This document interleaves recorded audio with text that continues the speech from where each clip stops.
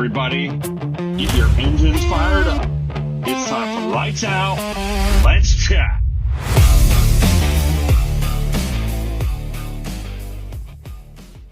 Hey everyone, welcome back to Lights Out, Let's Chat. Today's episode, oh man, today's a big one. We are talking about every single Formula One track on the 2026 calendar. What makes them so special, why they matter, and honestly, why some of them stress everyone out. Because once you start watching Formula One, you realize something very quickly. Not all tracks are created equal. Some are iconic, some are terrifying, some are glamorous, and some exist purely to test brake life and emotional stability. Every circuit has a personality, and once you understand that personality, the races start making way more sense. Why qualifying matters more at a certain track, why strategy dominates others, why some drivers just always show up in certain places. So, consider this your full global tour of Formula One. Lucky for you, no passport is required. Just vibes and high speed chaos. To start off, we're flying to Europe. Europe is where Formula One grew up, and you can feel it. These tracks have history, attitude, and zero patience for mistakes. We're going to start with my personal favorite, Monaco. Monaco is not about racing. Let's just say that up front. It's about perfection under pressure. The streets are narrow, the walls are right there, and overtaking, well, that's optional, rare, sometimes mythical. This is basically qualifying followed by 78 laps of consequences. One mistake, race over. No runoff, no forgiveness. No, I'll just rejoin later. Is it controversial? Yes. Is it glamorous? Obviously. Is it staying forever? Absolutely. Monaco is less about action and more about survival with style. Next is Monza. Monza is chaos in a straight line. This is pure speed. Low downforce setup, massive straights, slipstream battles everywhere. These cars are basically rockets with just enough wing to stay polite in corners. And the fans? Oh man, the fans turn this into an emotional event. If Ferrari is doing well, it's a festival. If Ferrari is not doing well, it's still loud, just more intense. Now we're gonna jet off to Silverstone. Silverstone is just the soul of Formula One. It's fast, flowing, technical, corners like Beckett's. It demands commitment. You cannot hesitate here. The track will expose you immediately.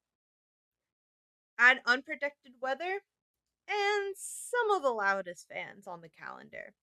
You get complete magic. Now we have Spa. Spa is stunning.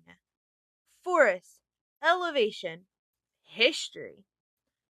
And also, it's a little bit unhinged. It's long enough that it can be raining in one sector of the track and dry in another, which is great for chaos. Less great for strategy teams trying to keep their sanity. But the drivers love it. Engineers tend to stress out a little bit. It's a win-win for all of us. Next we have Zandvoort. Tight, twisty, loud. Zandvoort is basically a party with consequences. Banked corners, narrow layout, overtaking is so tricky. There's pressure that builds fast. This is where you either stay calm or you spiral. Politely, that is. Next is Hungary. Hungary is Monaco without the yachts. Hard to overtake and very, very technical. So, strategy becomes everything here at this track. This is where pit walls earn their paycheck or ruin someone's Sunday. Now we're jetting off to the beautiful Barcelona. Barcelona tells the truth brutally. If your car is bad, unfortunately, we'll know. If your upgrades don't work, we'll also know. This track does not lie, it just exposes. Next, we have Austria. Austria is one of the shortest laps on the calendar, which means tight gaps, constant traffic, zero breathing room. Blink, and you've lost 3 positions. Now we have Imola. Imola feels intense. It's narrow, fast, and definitely unforgiving. No room for mistakes, no easy recovery. This track doesn't shout, but it definitely judges. Alright, we are jetting off to Asia and the Middle East. These tracks are definitely more modern, but don't let that fool you. They are very demanding. Suzuka is our first stop. Suzuka is a masterpiece. Figure 8 layout, flowing sections, pure rhythm. You can't fake speed here. The car and driver both have to show up. Next, we have Shanghai.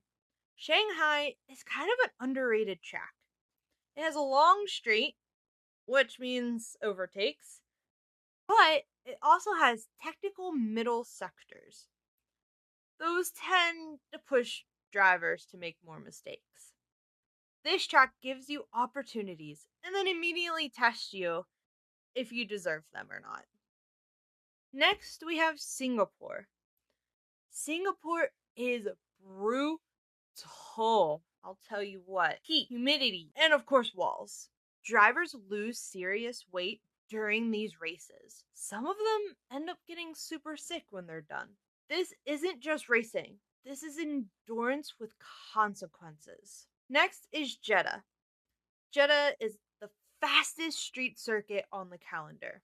Has blind corners and walls everywhere. This is basically threading a needle at 200 miles per hour repeatedly. Now we have Bahrain. Bahrain is where strategy shines. Tire wear, overtakes, clean battles. This is where teams start showing their true colors. Now we have Qatar. Qatar has fast corners, high G-forces.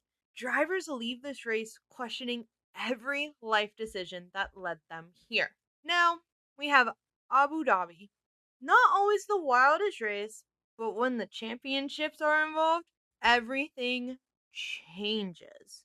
The stakes turn this track into something else entirely. Now let's jet off over to the Americas.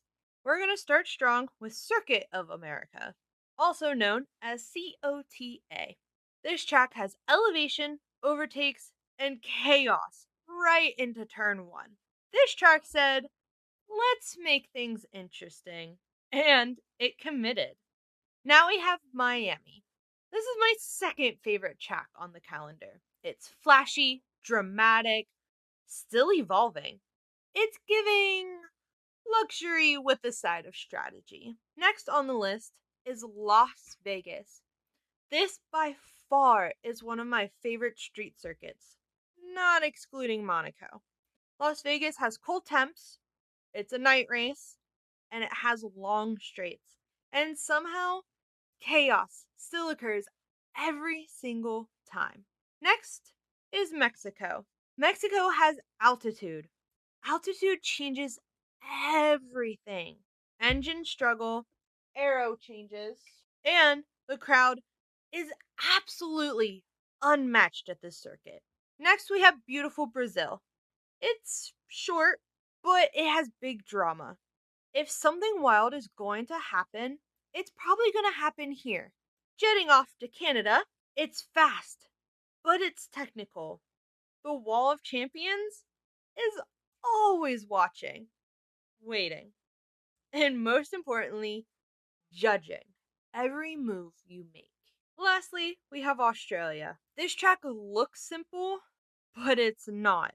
It has low grip, fast changes. This is where expectations meet reality very quickly.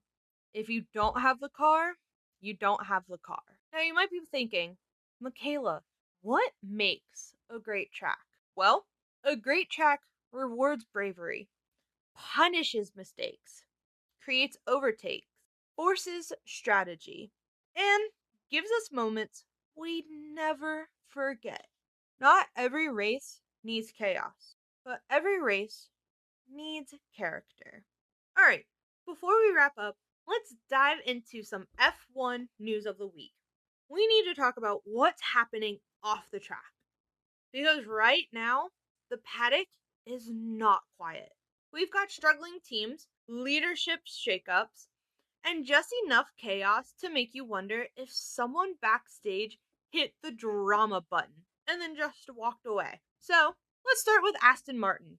Because right now, they're the main character, and not in a good way. So, here's the situation Aston Martin is last in the standings, 0 points. Not we're building, not we're close, not unlucky weekends. They have 0 points. And for a team with major investment, big name hires, and championship ambitions, this is not just disappointing. It's actually concerning. Now let's break this down because it's not just one issue, it's layers. First, the car. Drivers have been reporting extreme vibrations, and this is important because this isn't just comfort. This affects stability, corner entry confidence, tire management, overall control of the car. At this point, the car isn't just giving feedback, it's giving a full TED Talk mid corner. Here's the real issue drivers need trust. If the car feels unpredictable, they hesitate. And hesitation in Formula One, that's everything. Tenths become positions, position becomes points. And right now, they have none. Now, let's talk about what's happening behind the scenes, because this is where it gets interesting.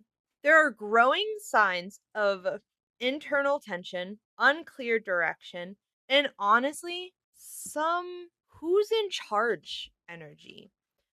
And yes, this brings us to Adrian Newey. Now, you might be wondering, Michaela, who is Adrian Newey? Well, he's one of the most successful designers in Formula One history. He's worked with Williams, McLaren, Red Bull, and helped build championship winning cars for drivers like Sebastian Vettel and Max Verstappen. He's not a nice to have, he's the this should fix everything hire. So, when you bring them into a project, you're making a statement. You're saying, we are here to win.